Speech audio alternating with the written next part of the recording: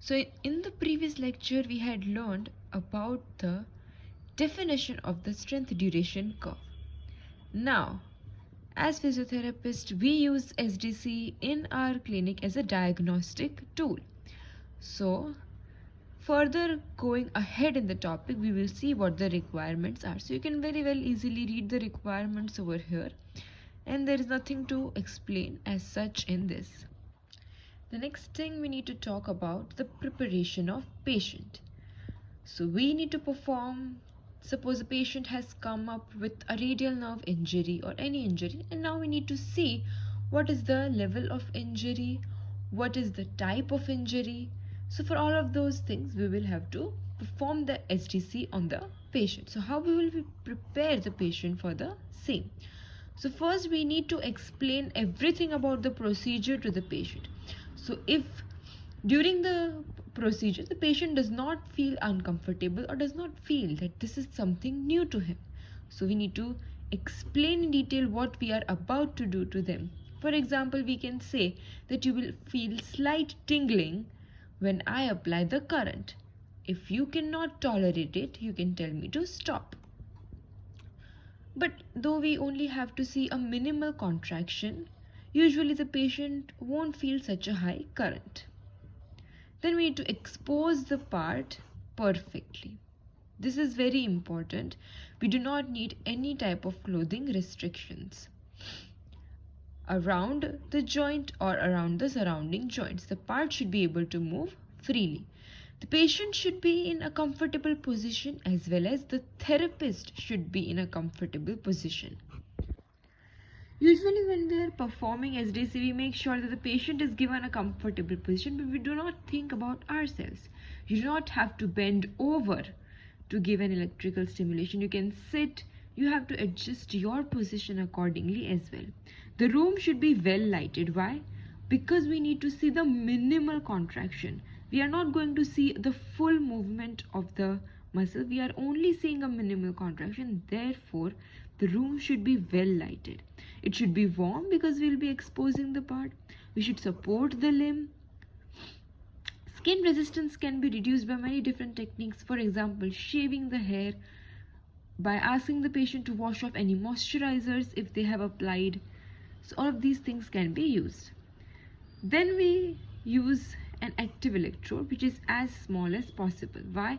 Because we have to make sure that the current does not radiate anywhere else and does not stimulate any other tendon or muscle. So it needs to be as small as possible to be precise. And you don't have to just put it on the muscle belly. You have to give slight pressure, slight constant pressure to the muscle so the current can pass thoroughly. Also, one more thing that we need to make sure is that when we are applying the current, we do not, if we are moving from one point to another, we do not lift the electrode. We will slightly give the pressure and we will move it like this. Do not lift the electrode or it will give sudden current which might lead to shock. Since we now know how to prepare the patient, we are going to start for the parameters. So if you have seen any electrical stimulator machine, there will be the following values which need to be entered. So for performing SDC, what do we use? So the current, its frequency should be 1 megahertz and pulse width could be 0.01 to 300 milliseconds as we discussed in the prior video of the definition. Then cathode should be on the motor point and anode is where the nerve is the most superficial. So if we need to understand this, the cathode is the motor point. Now motor point of muscles, we have learned about it in second year in the electrical stimulation. So anode would be where the nerve is superficial. So for example, if we are stimulating median nerve, so where in the arm is median nerve most superficial, it would be in the cubital fossa. So we will have to keep a node in the cubital fossa, and motor point could be any muscle which is supplied by the median nerve, for example flexor digitorum superficialis. Now talking about the anode for ulnar nerve.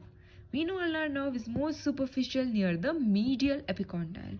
So if we are stimulating the muscles of ulnar nerve, we will keep the anode near the medial epicondyle.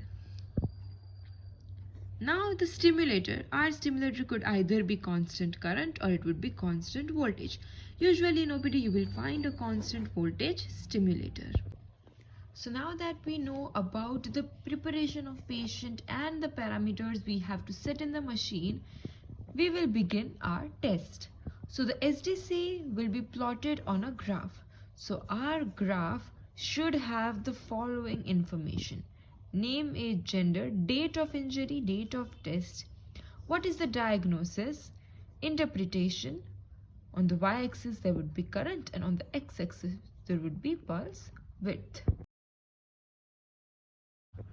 So now that we know what to do in our graph, we will start with performing the SDC. So first we will prepare the patient. The patient is warm, supported in sufficient light.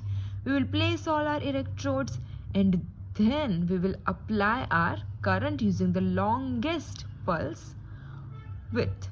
So usually in machines the longest pulse width that is available is 300 milliseconds. So if you're using some another machine, if there's some another pulse width available, you can use that as well. But we will start with the longest stimulation. So we'll apply it on the muscle. We will start the stimulator. We will slowly increase the intensity of the current until we see a minimal visible contraction. So once we see that, we will plot a point on our graph that on 300 milliseconds we obtained a minimal contraction at suppose 20 volts. So we can plot as such. So then we will consecutively shorten our pulse width. So from 300 millisecond we will go to 100, we will go to 30, 10 and we will keep plotting our graph. So such a graph would be plotted. Here you can see we started at 300 milliseconds and we obtained our contraction at 20 volts. So we plotted our point here. Then for 100 we obtained the same, for 30, for 0.1 and in 0.0c we obtained around 22 volts. So we plotted our point over here. So accordingly we will give stimulation and plot our points on the graph.